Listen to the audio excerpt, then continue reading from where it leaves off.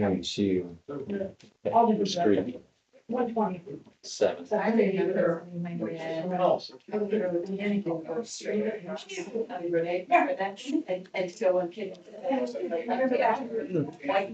Yeah. All right. Good evening, everybody. It is 7 o'clock. We will get this meeting started. We will call the town council, the regular town council meeting of Bristol to order. Today is Tuesday, July 2nd, 2026, 7 p.m. We'll start off with the Pledge of Allegiance. I forgot where we were. Kathy, you want to lead us tonight? Antonelli. I pledge allegiance to the flag of the United States of America and to the republic for which it stands, one nation, under God, indivisible, with liberty and justice for all. Thank you. Happy Saturday. What's that? Happy Saturday. Happy Saturday, sure. It's Thursday. I'll be looking out the window for your backyard. Okay.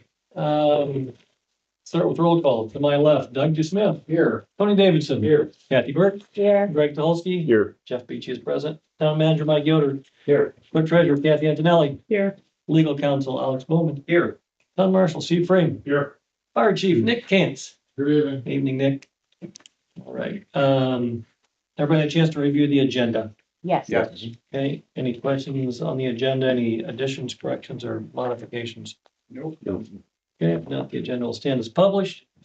We'll get right into the next item, invoices. Everybody had a chance to look at the bills? Yes. Any questions on the bills? No. Nope. Okay, is there a motion to approve the bills? I'll make the motion. Okay, motion by Greg, I'll second. second by Tony, open for discussion. No further discussion, we'll take a vote. Doug Smith, Yes. Tony Davidson. Yes. Kathy Burke, Yes. Greg Tulski. Yes. And Jeff Beach is a yes, motion carries. Okay, get right into reports. Mike. Okay, You're first up, we have Jeff here from Baker Tilly. If you recall, we passed an ordinance to delay our next water sewer rate increase. Give us a chance for Baker Tilly to review our status and do we need another rate increase? And that's what I'm hoping Jeff is going to answer tonight. Okay, And I hope the answer is no.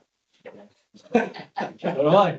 Well, you'll find out. We'll find out. I do, well, thank you, Jeff Rao, Baker Tilly. I do have hard copies for you if you want to follow along there too. I'll have to pass those out. Anybody? Or do you want to follow along electronically? Yeah, we do electronically. Okay, all right, very good. Looks like we have the sewer financial model up, so we'll just kind of cover that one first. All right, so on page S1, we put together just kind of an executive summary here that looks at, well, just kind of summarizes the year end and also budget to actual. So just a couple things to point out in terms of cash balances and how revenues and expenditures played out. To just kind of cover, we'll just kind of go through maybe advance onto S2, because what we'll do is just kind of look at where the utility ended up from a cash position at the end of 2025 compared to what the minimum balances are that are required. So as of 12/31/25, you can see that the total, you add up all the funds within the sewage works, totaled about 11.7 million. Most of that is made up of the remaining bond proceeds that are unspent, so about 10.2 million. Rest of it obviously is made up of the operating and bond sinking funds and a little bit in the improvement fund. So the minimum or middle column there, rather, the minimum balance required, those are the minimum reserves that the utility has to keep on hand per the bond ordinance. So you can see in total about 11, almost 11.4. So good solid variance above those minimum reserves by about $290,000. So okay. We'd like to see that continue to grow a little bit. Obviously with, if there was any kind of costly repair, it was, a couple $100,000, even though we're meeting a reserve, we'd like to see those a little bit higher just to provide a little bit more cushion there in case there was a large expenditure or large maintenance or emergency situation that occurred. So, but still meeting those reserves and inadequate fund balance at this point. Well, at this point, any major repairs should be under warranty. Well, maybe. Maybe. So if you go through our equipment inventory, we have some lift stations that are Stations. aging out. Yeah. Yeah. But we also have some, we just got our distributions from our TIF districts. I was pleasantly surprised that those held up really well. So we could go and we could use TIF monies to shore up for lift station replacement, I think. Plus Alex tells me I can't. Or somebody at Baker Tilly tells me I can't, but that would be my first go-to. Most of our lift stations are in a TIF somewhere anyways. Yeah. So we do have that backup.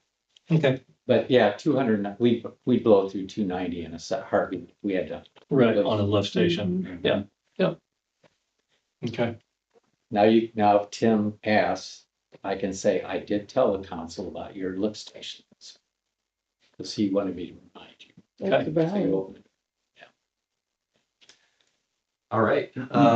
So no other questions or comments on that page. We'll move to the next page, please. And so a lot of numbers on this page, but really what we're showing here is just the cash flows, historical cash flows, looking back actual from 2023 up through 2025.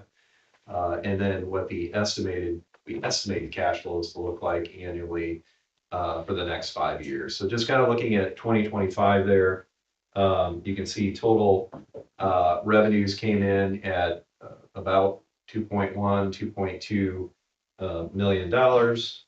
We have the operating expenses of $735,000. You can see those starting to trend upward a little bit. There were some things I think in 2025 that we've adjusted out that were considered to be maybe non-recurring, at least on an annual basis. And you'll kind of see that play out in the future operating expenditures there.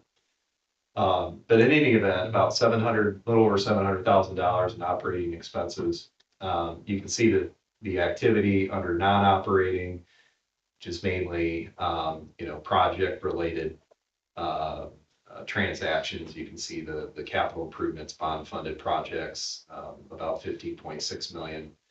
Obviously, that's notable there. Also, debt service at almost $1.1 million, and then interest income at $862,000.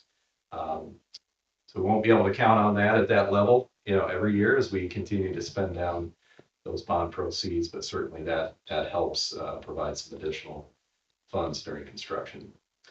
So all in all, the utility rather experienced a cash decrease of about $14.5 million, and that's really primarily attributed to the project expenditures.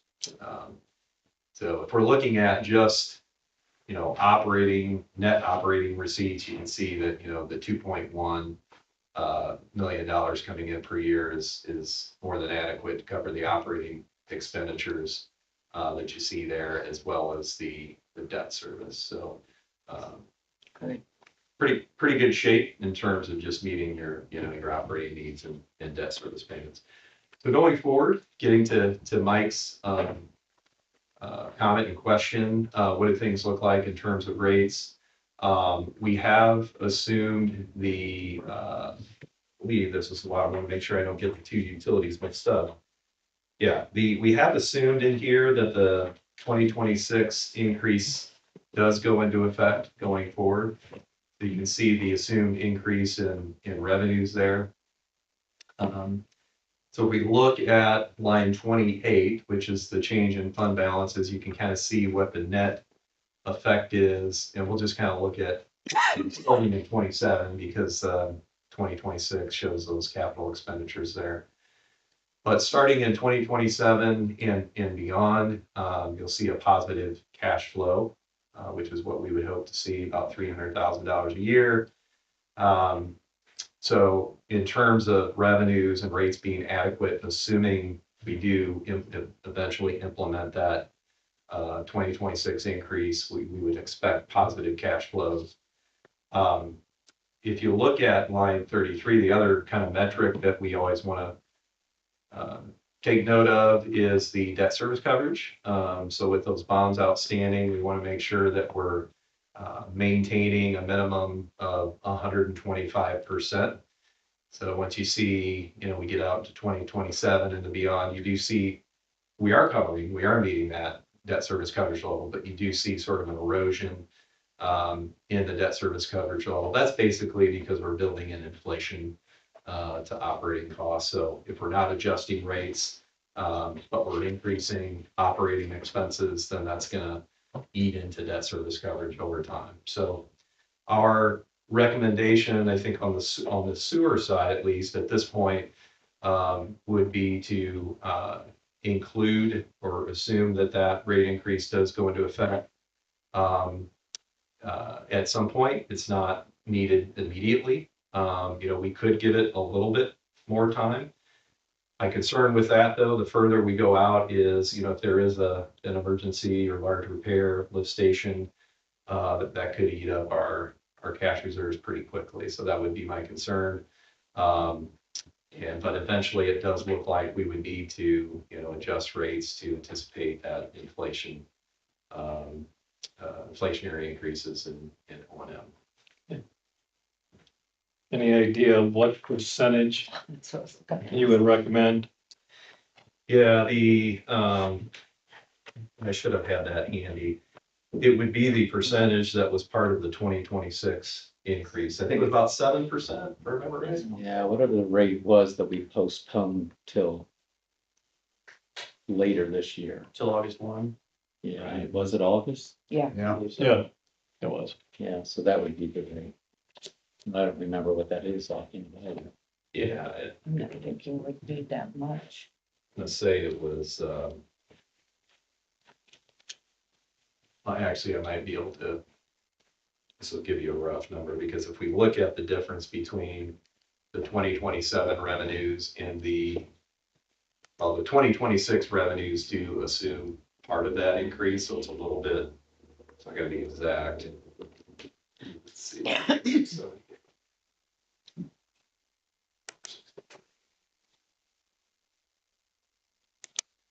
So I believe it's gonna be around 8%, 10% range is the increase. Is there any way we can find out 100% if a TIF could cover a pump station to alleviate some of the concern about a substation going down? Because I'm 100% sure if it's in the TIF district, we can use the TIF dollars to repair that, because that's infrastructure. Infrastructure within that TIF, yeah. so then how many pump stations are outside of TIF districts or a TIF district that can't support that? I think, In our neighborhood. what's that? There's one in Bay Ridge. We got. Bay Ridge, anything in the residential area, There's one down by the park, but that has recently. that's brand new. Yeah. I was just wondering, is like, are there any, how many older ones are there outside? Like, One that's been the most concerning is there by, on Earthwing and, Maple. That's been a little bit of a problem down in that area from Utilimaster. That's an older one. Otherwise, I think outside of the residential ones, which are not problems, it's the one in the industrial areas that are the most. I need an ambulance, I had a heart attack. Jill's used to that sound. Yeah,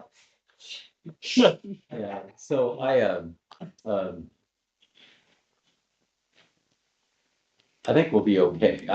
I think that's an easy risk for me to say, yeah, we'll be fine on that standpoint.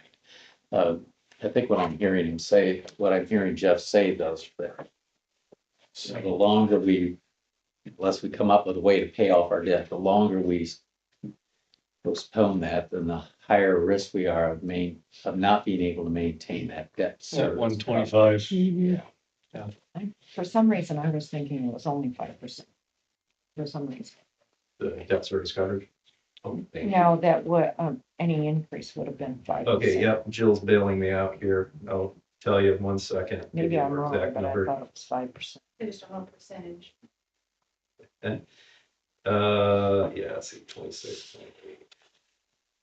7.5%. Really? There's where I got the 5, and Thanks, Joe. it's $7.50 per 100. So we're looking at the, 7.5%. Obviously that, the dollar impact depends on, how much water you use, Well, it'd be $7.50 per 100. per $100. Yeah, that's right. Yeah. But this would only apply to the sewer bill. Those sewers aren't big. I don't think we had water. Right, just sewer, yeah. So if we use, let's say, average of 4,000 gallons, 796 plus. Bear with me, I'm doing math. What's the average? I remember what. About $104 would be the average sewer bill under the 2025 rate. Okay. So 104 plus 7.5, Oh, it's never been, we're pretty close. it's never been that much. It depends on the meter size and the. Well, yeah, the of gallons. course, but I mean, as a regular resident, it's For never 1 that inch, high. More of a newer, homes, Yeah, I was, 4,000 gallons. yep, I was looking at, I was assuming a 5/8 inch to 3/4 inch.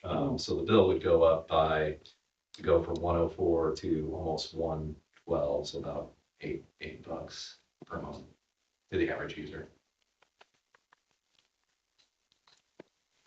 What is, Jill, what is I don't remember what my normal sewer bill is. It's like $30, something like that. Okay, what is the minimum? So the base rate, this is just sewer. Yes, So that would be, and that does include 2,000 gallons, but right now it's $26.80. okay, I figured it was around that much. And then for every 1,000 gallons you would use, it's $19.49 per 1,000 gallons. So it's the sewer only rate is $89, right? I don't know. Right now it's 106.70 is the sewer only rate. Hmm. That's the rate, that's the rate that was in effect May of 2025. And then if we were to increase the 7.5%, that would go up to 9604. 160. Yeah. I'm sorry. 9604, This is only. yeah. Yeah. So, Sewer only is 96, yeah.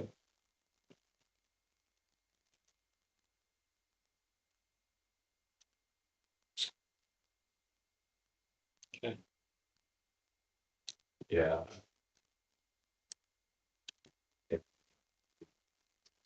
Seeing something different on the ordinance, but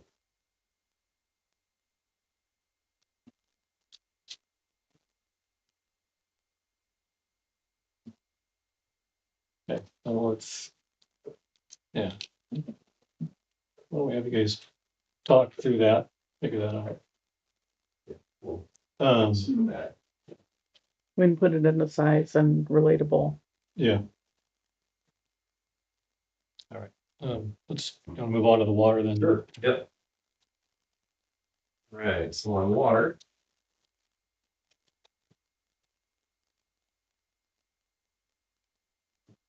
Go to W2. Well, one quick thing, maybe I'll mention on the sewer side, and I had some information. It's not in the report, but we did look at if there was an opportunity to pay off the outstanding debt, what kind of impact would that have on the sewer rates? And it would essentially potentially reduce the rates by about 55%.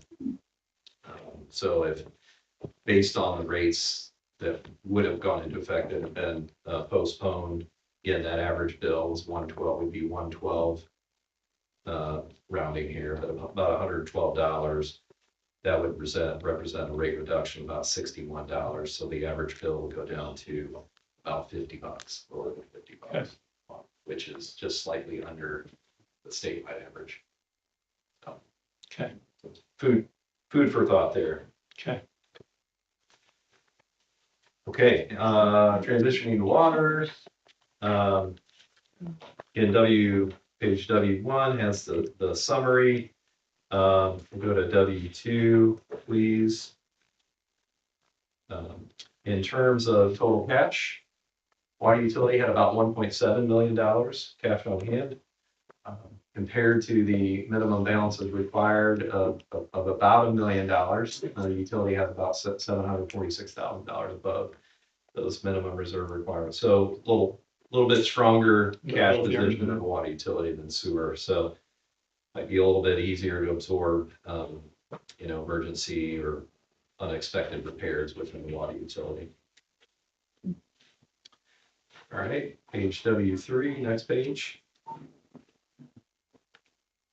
All right, so for the water utility, looking at historical 2025 change in fund balance, you see there down towards the bottom, about $1,043,000 increase in cash.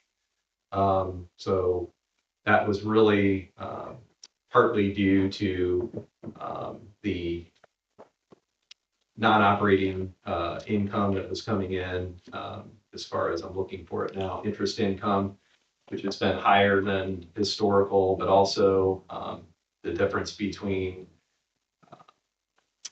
I'm looking for the numbers here. We've got the project costs, the bond proceeds. Yeah, oh, okay. Yeah, that was mainly due to the fact that we don't have a full debt service payment yet. So you'll see that on the debt service line, the utility paid $68,000 in debt service, very kind of minor amount in capital. Once you see that debt service pick up, then you'll see going forward that we'll be much closer to break even within the water utility. Yeah. But that's what kind of helped kind of build that cash balance was in 2025 because we didn't have a full debt service payment yet. And I also think there was it had to do with the timing of the payment that's actually due December 31st, but was actually made in 2026. So some of that is a little ambiguous there, not ambiguous, but $1,043,000 is just basically because of the timing of the debt service, the 1/1 debt service payment. That makes sense, because usually we would have two, but we only had one debt service payment in 2025. Okay. So then in 2026, where we've got the full payments coming on, you'll see in 2027 reduction in cash of $655,000. That's basically due to some water main projects that are anticipated. But other than that, things look pretty good going forward.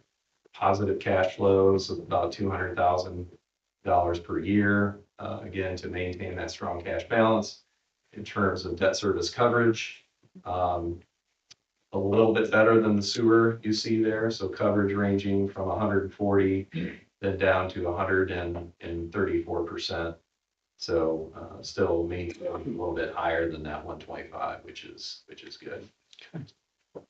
So all in all, the water utility, pretty good shape. Again, there's no rate increase that has been adopted or postponed on the water side, like the sewer. So things look pretty good. The one thing I'll maybe share, again, similar to what I did on the sewage works, that if the big driver behind the rates is the debt service, obviously, with the projects that the town had to take on. So a very similar scenario on the water side.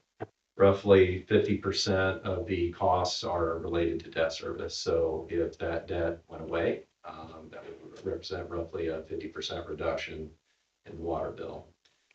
So current bill, average bill is $43.68. That bill would go down on average down to about $22 per month if that debt was retired. What'd you say the average bill is? Average bill of $43.68 on the water side. Maybe for Water. Water. Okay. If my calculations are right, you're saying 2680 is the minimum for sewer, right? That's, Or pretty close to that. Yes. So 7.5% is $2, $2 more. Yeah, but that's assuming that if you don't use, if all That's you use, minimal. yeah, That's that's just the minimum. Okay. Okay, any questions? Any questions for Jeff? No. Thank you, Jeff. Appreciate the information. You're welcome. Thank you.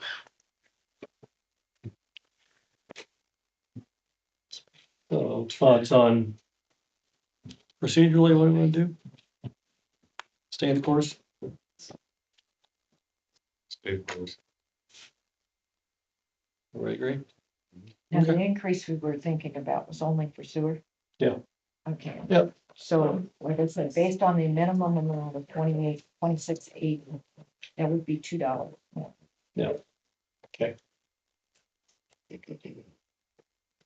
All right. Anything else on that, Mike? Nope, nothing else on that. Okay. Next up, police department needs a new printer, and I'll let Steve talk about what he's got in mind. Our, I offered to buy him pens and inkwell. our main copier that, we copy, fax, scan, and print off of died. It's found out it's 10 years old and, it's past its normal service life. Yeah. We have a service contract with Adams Remco. They tried to fix it a few times and kind of piecemeal it together, but it finally gave up the ghost.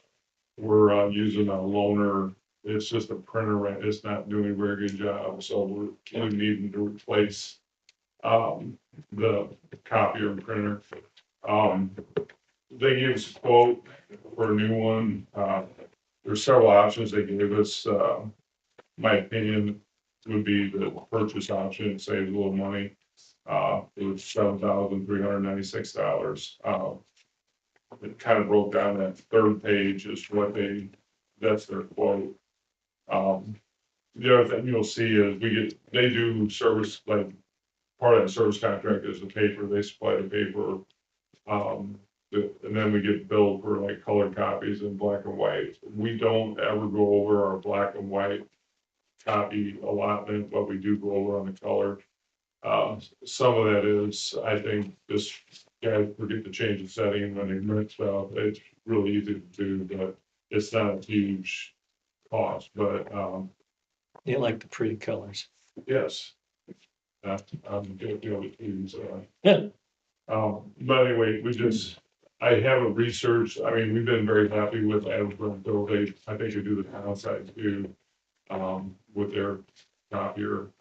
I'd like to be able to, unless you guys have any other options or ideas, move forward with replacing our copier. So this is for a yearly contract? No, it's just the price of the copier, it's Yeah, I see that. the seven, and then, the maintenance agreement, Oh, the professional service support? yeah, like last year for all the extra copies and the service contract and everything was $1,300, $1,342, so about $1,300 a year for the service contract and any overages that we have. They pay a monthly service bill towards that agreement. Okay. Yeah, that's what we used to do too. So if we buy it at $73.96, Yeah, he broke it down, if we end up leasing or whatever and not purchase it, well, it says if we went to 60-month lease, it would cost us, I think, in this $21.89 and to do it that way. And not purchase it, it would save us a little bit of money if we did purchase it. I know I said that wrong, but sorry.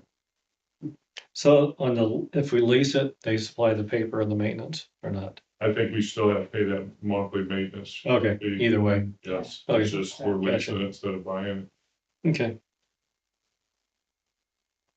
I think most places lease them, as far as I know. Yeah. I mean, where I used to work, they did. Yeah. They would What does the $50 a month cover? What does that cover? It's, the paper, the ink, and any kind of maintenance that they need to do, like come replace the toner, or if we have problems with whatever. Very rarely do they have to come out and do any kind of work on it. Lately, it's been quite a bit. But on a purchase, wouldn't the warranty cover that? Cover the, any kind of problem? Oh, That's a good question. I'm not real, that's not my forte is copiers, so. Really? You know, kind of Ashley's realm, she came up with, the information for me. at $73.96 purchase, I assume this would be a purchase just outright, correct? Right, and then we paid a service contract on top of that, so. So the $50.01 is a given no matter what we do, Yes, purchase or lease. If we purchase it, it costs us $7,300, call it $7,400. Mhm. If we buy it, it's gonna cost us $9,600. You mean Lisa? And the purchase Lease it, is sorry. through, Lease it it. is through Adams Remco. It's not like you're purchasing it through Toshiba or through, Right, Right. right, so their service agreement comes with okay, as part of that package. okay, and that first page is basically what we paid, what we did last year with the current machine that we have. Just wanted to show you an idea of what we're paying. okay. I'd like to know what the warranty is and what they cover. And I can find it out if you'd like, but we're getting we're using their loaner one, but I will tell you, like any in custody arrest, we end up having to scan those pages and then email them to the prosecutor's office. It doesn't, it's real, You need it. faded and crooked, and so it doesn't look the best, but. I think the warranty, and that's a good question tonight.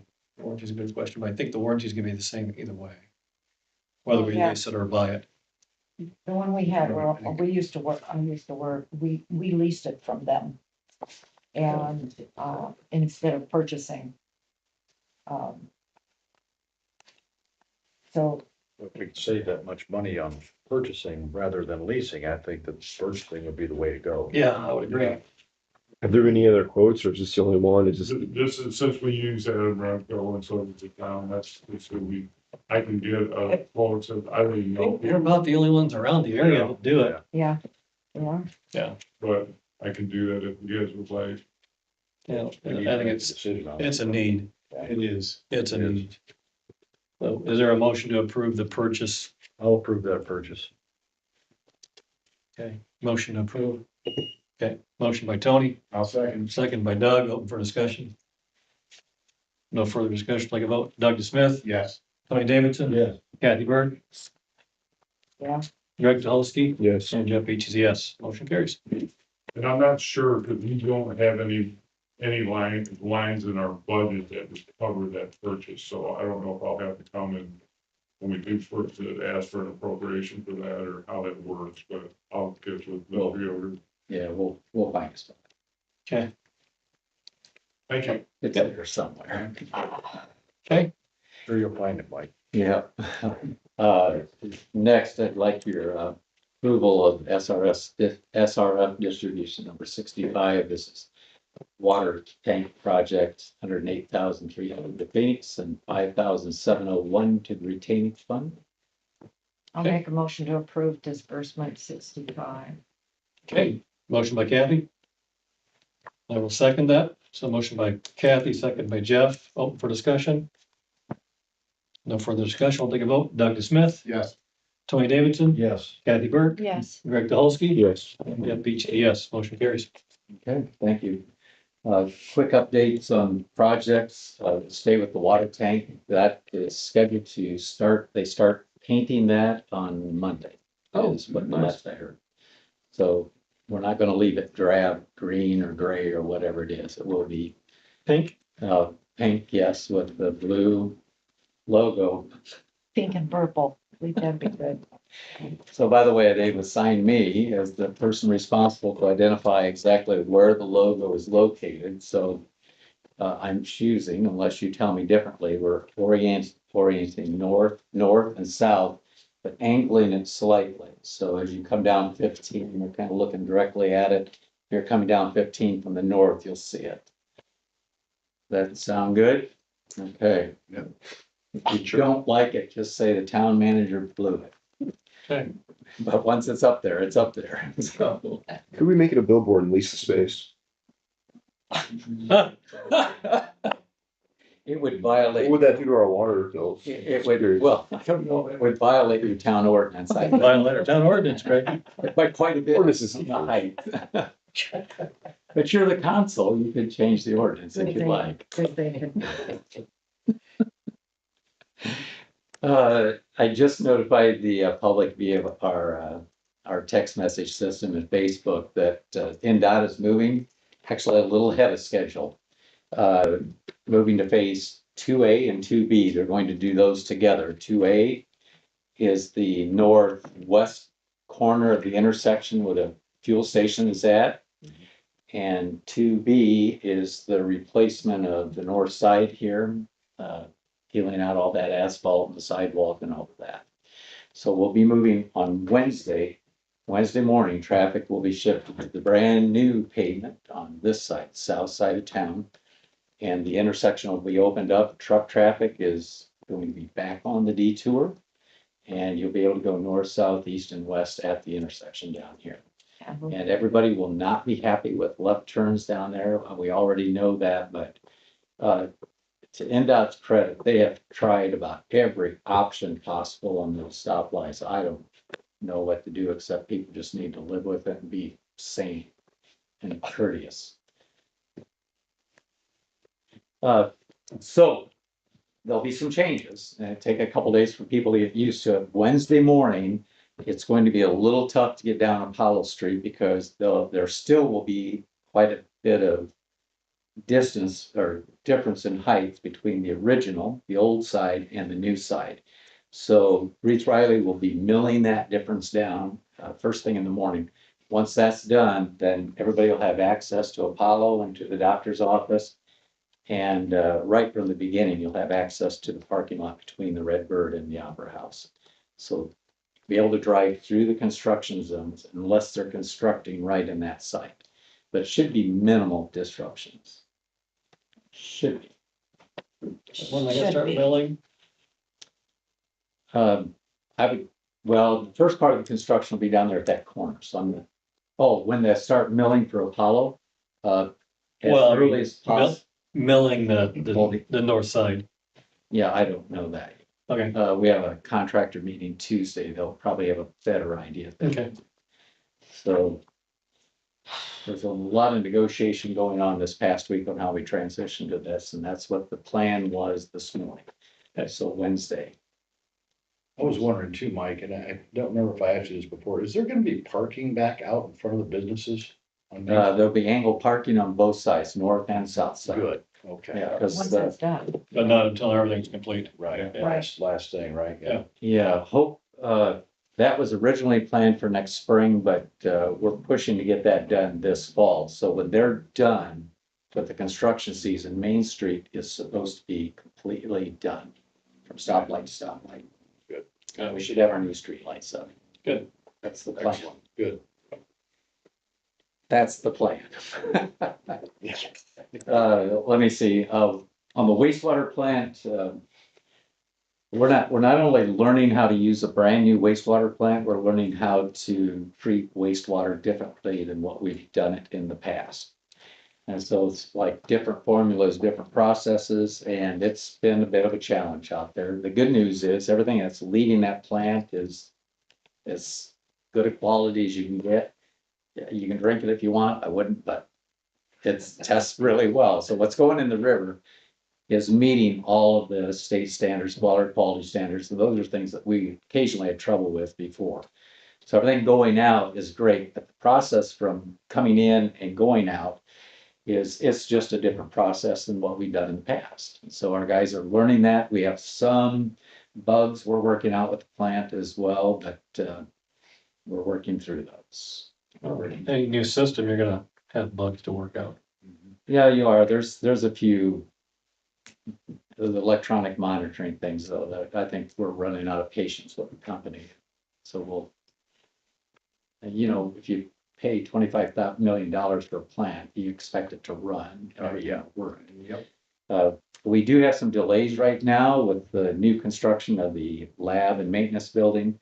there's a guy wire on a utility pole that's in the way.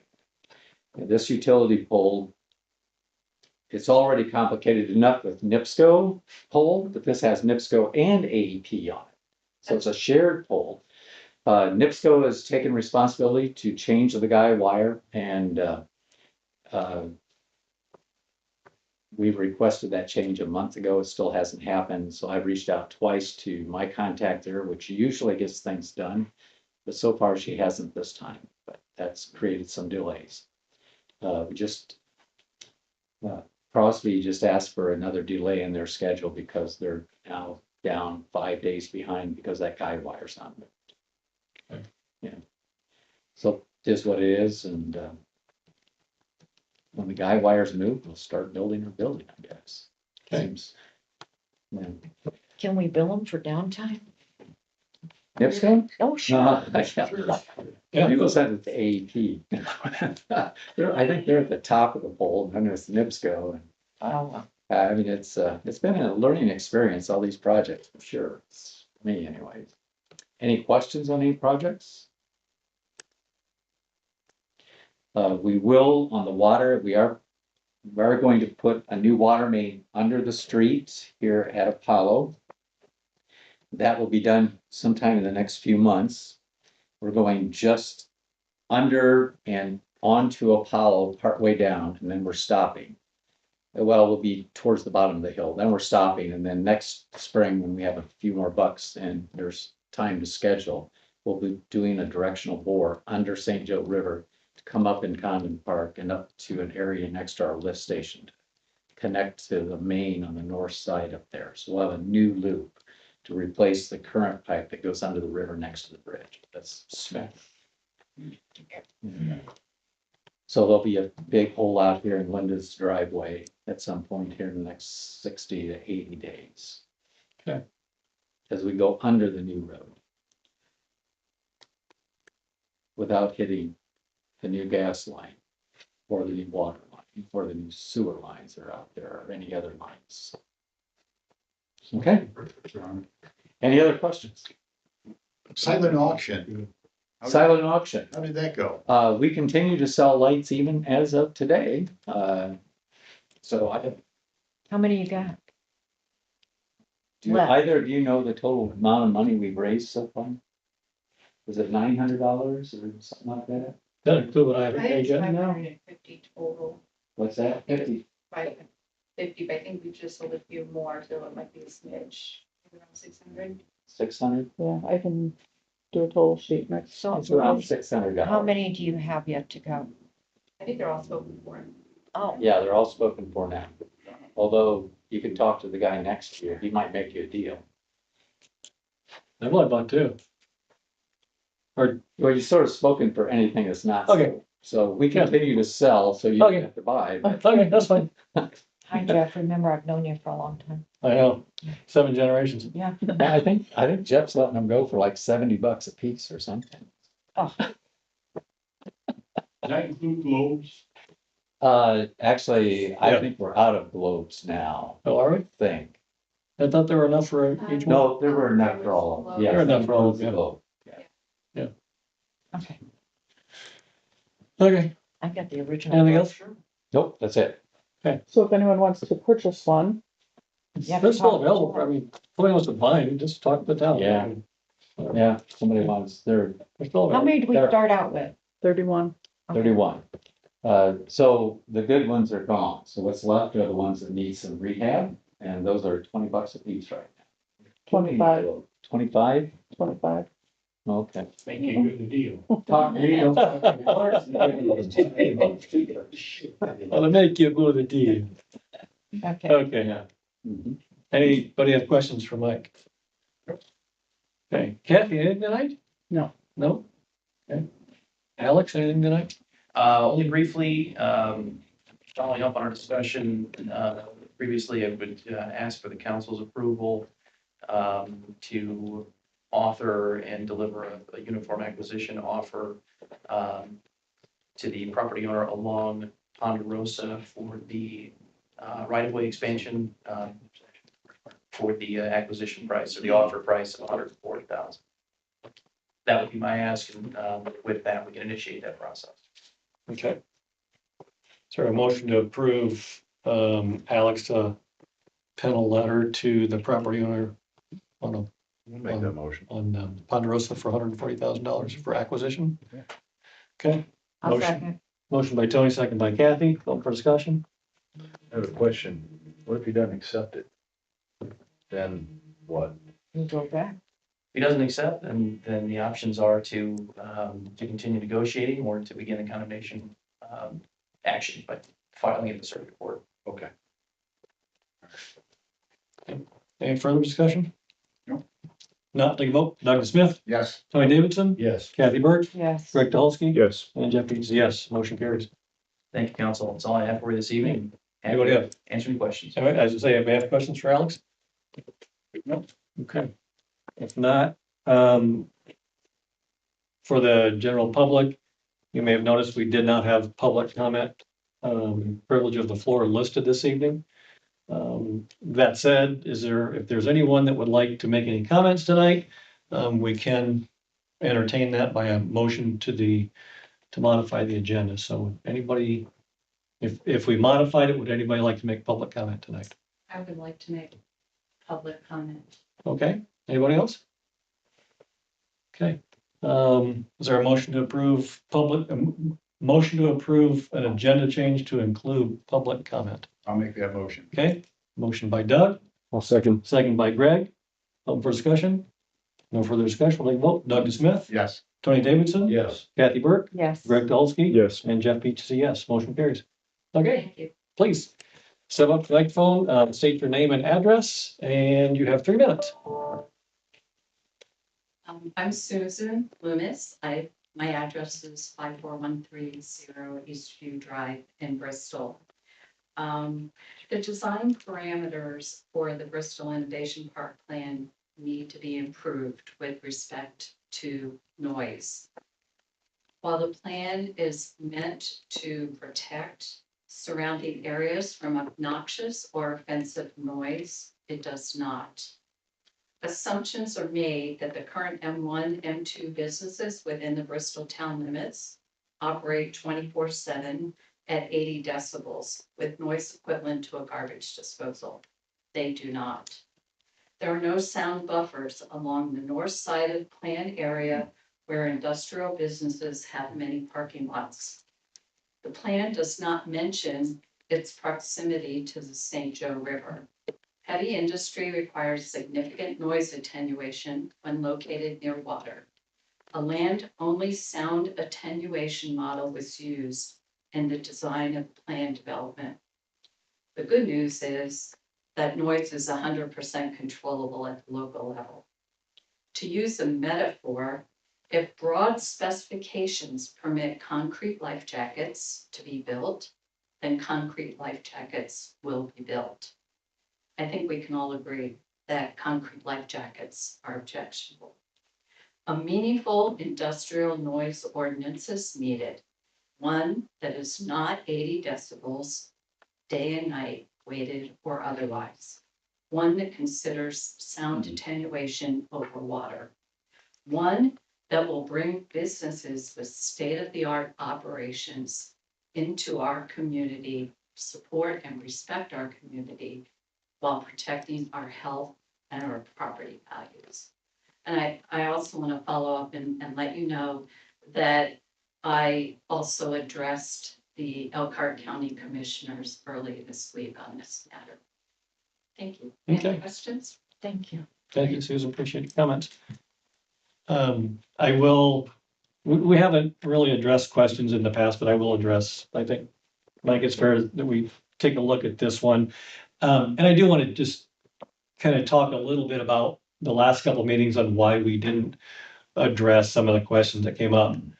A lot of the questions that were posed, let's just say 99.7% of the questions that came up were in regard to a data center, which there's not a data center up for debate at this point. There's a rezoning that's being posed by the landowners, the Wilhelms and the Kaufmans. that rezoning is done by the Wilhelms and Kaufmans, not by the town. So we didn't speak to some of those questions or comments just simply because we don't know the answers to those. We know what our standards are. We know what, our overlay is when it comes to those building standards. And really it would be for JPR, who's representing the Wilhelms and the Kaufmans in this rezoning, to really answer those questions, with certainty. And I have had discussions, extensive conversation with senior.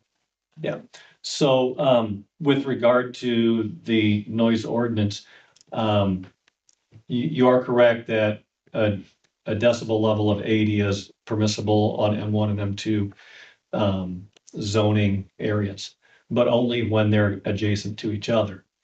So an M1 connected to an M1 could be up to 80, an M1 to an M2 could be up to 80. When you connect an M1 to a residential area, that DPUD is set at 60 during the day and 55 at night. So that is in that DPUD, that is in our overlay standards. And understood. My concern is that much of your M1, M2 is occupied by parking lots. So imagine if there's no sound buffers along that northern edge, sound will carry over those parking lots. And my question, and this goes back to a comment I made at the last town council meeting, was do you really know what those operations, what kind of noise they currently generate? And I know tightening specifications is always a challenge, but I think in this case, it's well worth going back and looking closer at what's truly being generated there. Yeah. So to that point, Ms. Loomis, I would say, it is, we have our ordinance department that is under the purview of the marshal. We go out and we check ordinances. We make sure that people are complying with whether it's a noise ordinance or a tall grass ordinance or a sign ordinance.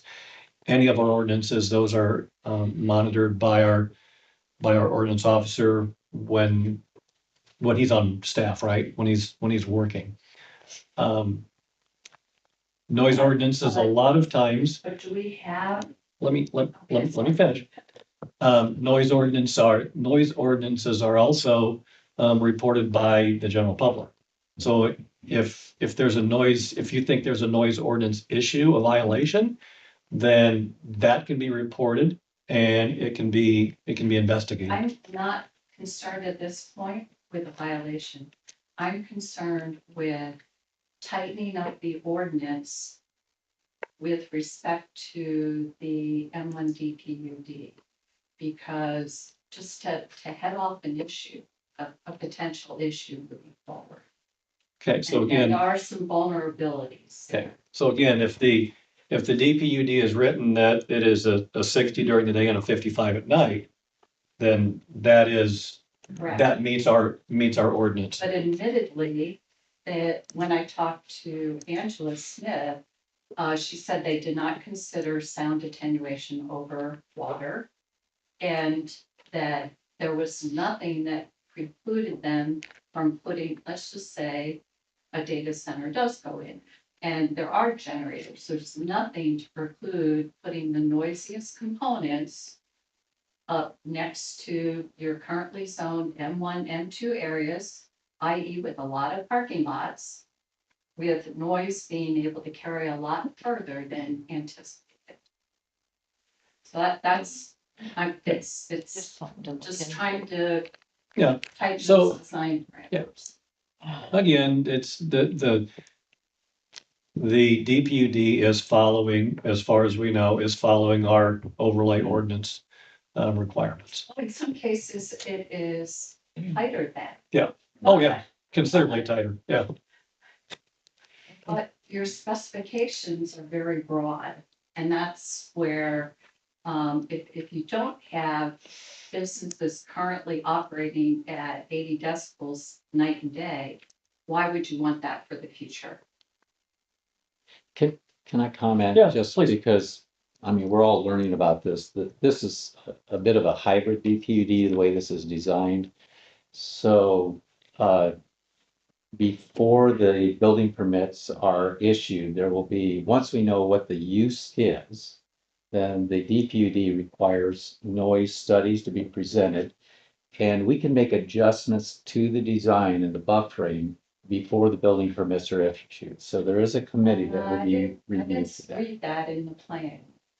Yes, if you go back, you'll see that there is a committee assigned that will be reviewing the site plans and the data.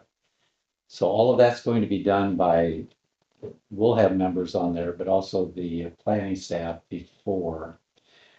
So they don't have to meet, I mean, it's not written in there that they have to meet the 65 on the north side. But there are options for us to take a look and for the council to have input on that before the site. You guys will have an opportunity, or representatives will have an opportunity to say, whoa, wait a minute. This isn't gonna work. And just to clarify, you said 65, it's actually 60. 60, right? Well, 60 for the residential. Yeah, but on the north side, you're right, Right. it's 80, just as Jeff said. But within this process, that there is another step that'll allow this council to say, I didn't yes, see where that was written. look for the site plan review committee, I forget what they call it. Did they specifically say they would review it with respect to noise? Anything that's involved with that, so there has to be a noise study that has to be done. For as part- traffic? Yes, but No, for any noise that comes off that site. yeah, I'm just Yes. very concerned that the noise attenuation over bodies of water, I mean, those studies Okay. are rare, if they even exist. And we have the river going the full length of that M1 DPUD, less than a mile away. Just want to make sure we don't get a concrete like that. Agreed. Okay. Anyone else like to make a public comment? Okay, if not, we will move on. Next item, town council discussion items. Tony, anything tonight? Not tonight, no. Doug, anything for you? Nope. Kathy? Yes. Okay. I just noticed, I'm passing out flyers for the homecoming. As I'm driving around town and we've got four-way stops. Stop signs are fine, but little things at the bottom that say four-way, a lot of those you can hardly read anymore. I noticed that at the corner of Illinois and Elkhart. It's funny, it's only on going east to west, not north to south or something. But there's other ones down at a four-way stop. If we could just, the guys could kind of look at that. It's, Sure. And maybe we need to replace them. The reflectivity wears out over time. Well, these, you can't even hardly read the writing on them. Yeah, and I almost got hit the other day. We have a sign. How are your glasses? Are they good? It's my age. I keep Okay, telling I'm you, just that's asking, my I'm age. just asking. I'm getting senile. I'll put a four-way stop in front of your house. Okay, please do. That's all I have. I just noticed that. Okay, anything else, Kathy? No, sir. Thank you. Greg, anything tonight? Is there any way we could look at the grass ordinance? I feel like Randy's putting up a lot of stickers and it's the same houses week after week after week. Yeah. Is there any way we can put teeth to that just find it? I mean, it's getting to a point where he has to put a sticker up before they realize it's time to mow and it's 12 inches tall. It's getting pretty ridiculous. The same houses every single time. Yeah, we'll work on a process to get that filed with the city board, so. Okay. Okay. It's been a lengthy process, but that's the goal. What do they have, like 2 warnings and then they're fined? Or 1 warning and then they're fined, or how does that work? That's a good question. I think right now, he can write a violation. There isn't anything that says that they get a warning. He does write a warning first, so usually I don't know which ones are becoming the nuisance ones, but, I don't know that there's been any fines paid out lately, there, I haven't seen any. They need to. They need to start on some of these places. yeah. But yeah, we'll try to maybe push that along a little faster. All right, thank you. It's just, I mean, it's the same houses, like you just see like multiple green stickers on the window. And it's just like, you can see where they peeled it off and it's just like, okay, like, it's just mow your lawn, then you see if they hit. Yeah.